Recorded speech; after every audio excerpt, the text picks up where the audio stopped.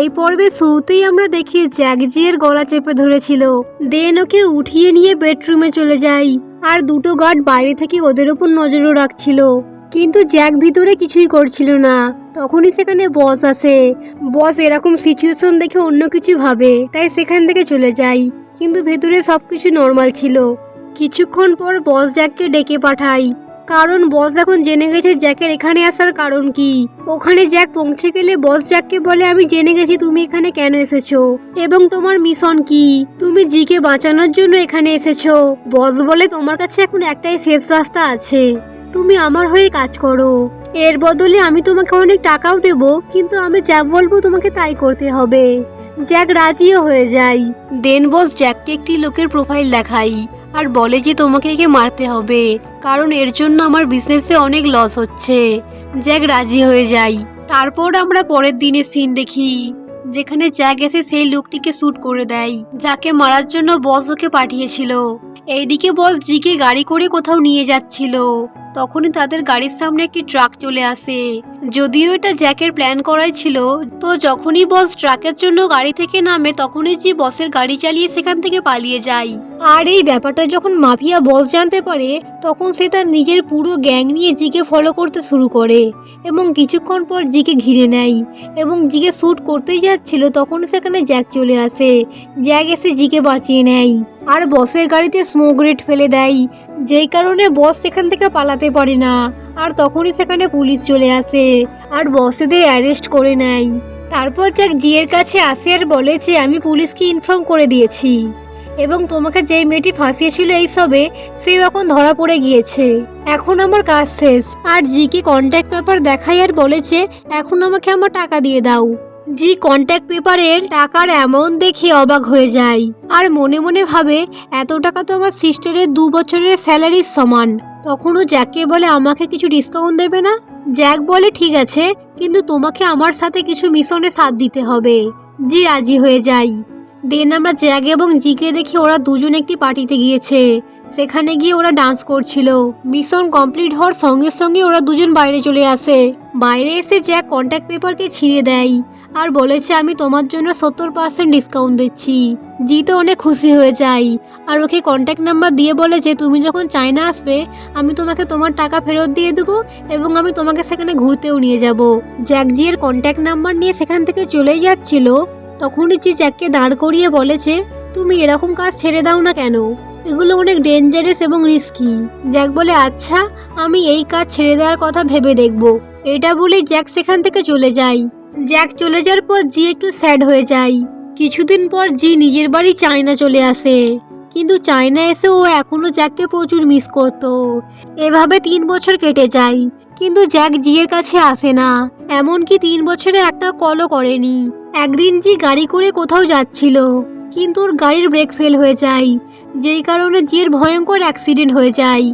এখন আমরা প্রেজেন্টের সিনে দেখি জিয়ের কিছু আগে 3 বছরের ঘটনা হালকা হালকা মনে পড়ছিল। আসলে অ্যাক্সিডেন্টের পর জিয়ের কিছুটা মেমোরি লস হয়ে গেছে। ডক্টর জিকে বলে হয়তো তোমার মেমোরি ফিরে আসতে 6 মাস আরে লাগবে। এদিকে রাতে আমরা জ্যাককে দেখি। জ্যাক কিছু মিশন কমপ্লিট করার জন্য চায়না এসেছে। তখনই ওর কাজের পার্টনার ওকে কল করে বলেছে আমাদের মিশন এখন সাকসেসফুল হয়ে গেছে, তো তুমি আসার সময় কিছু সুইট কিনে আনবে। যখনই জ্যাক পাশের স্টোর থেকে সুইট কিনতে যাই তখনই ও সেখানে জিকে দেখতে পাই। জিকে দেখতে পেয়ে জ্যাক অনেক অবাক হয়ে যায়। তারপর আমরা 3 বছর আগের একটি সিন দেখি, যেখানে জ্যাকের মেয়ের জ্যাককে না বলে জ্যাকের শার্টটি ধুয়ে দিয়েছিল। আর যখন জ্যাক চেক করেছিল তখন দেখে যে সেখান থেকে জিয়ের নাম্বারটি মুছে গিয়েছে। আর এই কারণে জ্যাক এত বছর জিয়ের সাথে কন্ট্যাক্ট করতে পারেনি। আর এখন যখন প্রেজেন্টের সিনে জ্যাক জিয়ের সাথে দেখা করতে যায় তখন জি জ্যাককে চিনতে না পেরে সেখান থেকে চলে যায়। এটা দেখে জ্যাক একটু অবাক হয়, কিন্তু তখনই জ্যাক জিয়ের আইডি ঘুরিয়ে পায়, যেটার মধ্যে জি যেই কোম্পানিতে কাজ করতো সেই কোম্পানির নাম লেখা ছিল। তারপর জ্যাককে আমরা একটি ক্লাবে দেখতে পাই আর ওর সঙ্গে আরেকটি লোক ছিল। আর এটিই সেই লোক যাকে মারার জন্য জ্যাক 3 বছর আগে বসের কথা শুনে গিয়েছিল। প্রেজেন্টে ওই লোকটি জ্যাককে বলে তুমি যাকে বাঁচিয়েছিলে সেই মেয়েটি তোমাকে চিনতে পারছে না। জ্যাক বলে হ্যাঁ। তারপর আমরা পাস্টের সিন দেখতে পাই, যেখানে আমরা দেখি জ্যাক এই লোকটিকে মারেনি, বরং ওকে পালিয়ে যেতে সাহায্য করেছিল। আর এখন আমরা এটাও জানতে পারি যে জি যেই কোম্পানিতে কাজ করে সেই কোম্পানিতে জ্যাকও কাজ করে। তখন সেই লোকটি জ্যাককে বলে, তুমি অনেক লাকি, তুমি তোমার গার্লফ্রেন্ডের সাথে আবার দেখা করতে পারবে। কিন্তু আমি আমার গার্লফ্রেন্ডকে 6 মাস ধরে দেখিনি, জানি না সে কোথায় চলে গেছে। পরের দিন জি 6 মাস পর কোম্পানিতে কাজে এসেছিল। ও সামনে এসে জ্যাককে দেখতে পাই। জ্যাককে দেখে বলে যে তোমাকে তো কালই দেখলাম, তাই না? জ্যাক বলে, হ্যাঁ, আমি 3 মাস ধরে এই কোম্পানিতে কাজ করছি। জি বলেছে, আমি 6 মাস ধরে কোম্পানির ছুটিতে ছিলাম, তো আমি তোমায় চিনি না। জ্যাক বলে, আচ্ছা, 3 বছর আগে তোমার সাথে আমার অ্যাব্রোডে দেখা হয়েছিল, তুমি সব ভুলে গেছো? জি বলে, সরি, আমার অ্যাক্সিডেন্টের কারণে আমি সব কিছু ভুলে গেছি, তো আমি তোমায় চিনতে পারছি না। জ্যাক ওর কাছে গিয়ে বলে, তুমি তো পুরো জিয়ের মতোই দেখতে, তুমি কি সত্যি জি নও? জি নার্ভাস হয়ে বলে যে না, আমি জি নই। জ্যাক এটা শোনার পর সেখান থেকে চলে যাই আর বলে যে আমি এখানকার লিগ্যাল অ্যাডভাইজার, তো ভালো করে কাজ করবে। আর ও চলে যাওয়ার পর জি মনে মনে কিছু ভাবছিল। আর তখনই আমাদের একটি পাস্টের সিন দেখানো হয়, যেখানে জি অ্যাব্রোড থেকে ফিরে তার টুইন সিস্টার হাওয়ার সঙ্গে দেখা করে অনেক খুশি ছিল, সব কিছু ঠিকঠাক চলছিল। কিন্তু একদিন যখন হাও তার বোন জিকে পিক আপ করার জন্য আসছিল, তখনই তার গাড়ির ব্রেক ফেল হয়ে যায়, যেই কারণে হাওয়ের অ্যাক্সিডেন্ট হয়ে যায় আর সেখানেই হাও মারা যায়, যেই কারণে জি অনেক ভেঙে পড়েছিল। সেখানে জিয়ের মনে একটি সন্দেহ তৈরি হয় যে কিভাবে একটি নতুন গাড়ির ব্রেক ফেল হতে পারে। তাই জি যখন ওর বোনের ফোন চেক করে, তখন ও সেখান থেকে অনেকগুলি প্রমাণ পায় আর ও বুঝতে পারে যে ওর বোনকে কেউ ইচ্ছা করে মেরেছে। আর এসব কিছুর প্রমাণ ওর বোনের কোম্পানির থেকেই আসছিল। আর এই কারণে জি হাও হয়ে হাওয়ের কোম্পানিতে যোগ দিয়েছিল। তো জি এই কারণেই ওর বোনের কোম্পানিতে হাও হিসাবে কাজ করে আর ওকে সবাই হাও ভাবে। আর যাতে কেউ ওকে সন্দেহ না করে, তাই ও সবাইকে বলেছে যে ওর অ্যাক্সিডেন্টে মেমোরি লস হয়ে গেছে। তো জিয়ের বোনকে মারার পেছনে যারা আছে তাদেরকে শাস্তি দেওয়ার জন্যই জি এসব কিছু করছে। তারপর আমরা একটি অন্ধকার রুম দেখতে পাই, যেখানে কোম্পানির বোর্ড মেম্বাররা আলোচনা করছিল যে সত্যি হাওয়ের মেমোরি লস হয়ে গেছে, তো ওর কিছু মনে পড়বে না তো? একজন মেম্বার বলে, হ্যাঁ, আমাদের কোম্পানির ডক্টর ভালোভাবে খোঁজ নিয়েছে, হাওয়ের কিছু মনে নেই। ওরা বলে 6 মাস আগে হাও আমাদের কোম্পানির টপ সিক্রেট জেনে গিয়েছিল, আর ওটা যদি এখন ওর মনে পড়ে যায় তাহলেই সব গেল, আমরা পুরো ফেঁসে যাব। তখন একটি মিস্টিরিয়াস লোক বলেছে, কোনো ব্যাপার না, সব কিছু আমার কন্ট্রোলে আছে, কিচ্ছু হবে না। আর এই মিস্টিরিয়াস লোকটির মুখ আমাদের দেখানো হয় না। অফিসে ম্যানেজার এসে বলে, সবাই রেডি হয়ে যাও, 10 মিনিটের মধ্যেই মিটিং শুরু হবে। দেন জিয়ের পাশে বসে থাকা ছেলেটি জিকে বলে, আমি শুনেছি তুমি নাকি সব কিছু ভুলে গিয়েছো, তো তোমার কিছু মনে নেই যে আজ কী নিয়ে মিটিং হবে? জি বলে যে না। তখন সেই ছেলেটি বলে, তুমি আর আমি একই টিমের, আর দুটো মেয়েকে দেখিয়ে বলেছে ওরা আমাদের অপোনেন্ট, তো তুমি ওদের থেকে দূরেই থাকবে। এটা বলেই সেই লোকটি সেখান থেকে চলে যায়। ছেলেটি উঠে যাওয়ার পরই সেই দুটো মেয়ে উঠে আসে আর জিকে এসে বলেছে, আমরা তোমার অপোনেন্ট নই, তোমার মেমোরি লস হয়ে গেছে। আর এটার সুযোগ নিয়ে ওই ছেলেটি তোমাকে যা ইচ্ছে তাই বোঝাচ্ছে। আসলে ওই ছেলেটি থার্কি টাইপের, তুমি ওর কথাই কান দিও না। দুজনদের দুরকম কথা শুনে জি তো কনফিউজ হয়ে যায় যে কার কথা বিশ্বাস করবে। তারপর ও লিফটের সামনে আসে, লিফটের দরজা খুলতেই ও জ্যাককে দেখতে পায়। ও লিফটের ভেতরে যায় আর মনে মনে ভাবেছে যে জ্যাকের সন্দেহ হয়ে যায়নি তো যে আমি হাউ নয় জি। জি এসব কিছু ভাবছিল, তখনই জ্যাক লিফটের গেট খোলার জন্য এগিয়ে আসে। কিন্তু জি ভাবেছে হয়তো জ্যাক ওকে ধরতে আসছে, যেই কারণে নার্ভাস হয়ে ও নিজেই জ্যাকের হাত ধরে নেয়। জ্যাক বলে, কি হয়েছে, তুমি কি কাউকে আর ভেতরে আসতে দেবে না?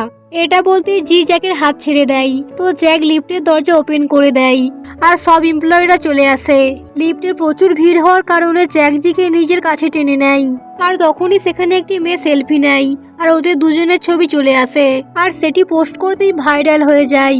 তারপরে ওরা সবাই মিটিং হলে আসলে ম্যানেজার জির ওয়েলকাম করে আর সবাইকে প্রজেক্ট চায়।